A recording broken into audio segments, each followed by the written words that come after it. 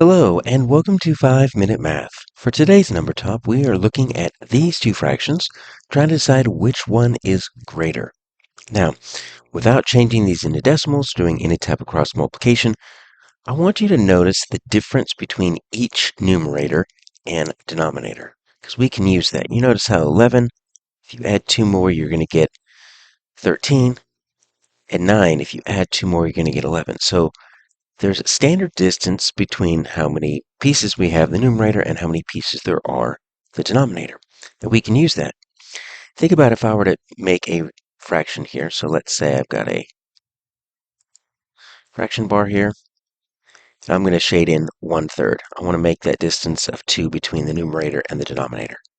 But if I take a fraction bar here, and if I were to shade 2/4, I keep that same distance between my numerator and denominator, but you notice how it's slowly inching over to the right. If I were to try to do this with 6, and I don't know if I have a large enough fraction bar, but we'll see.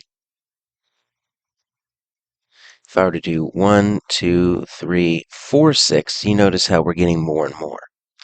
So imagine if I did 8/10, or if I did 98/100ths, right? The bigger the denominator, as long as your numerator is still 2 away, you're going to be getting more and more.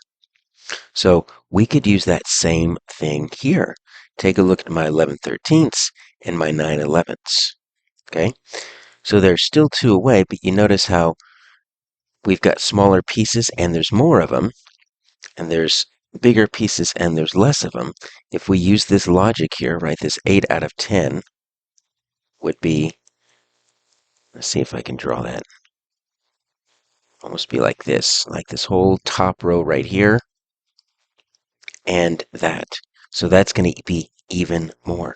So that means this 11/13 is going to be larger, because as long as you have that standard distance of 2, the larger the numerator of the fraction, the larger the fraction.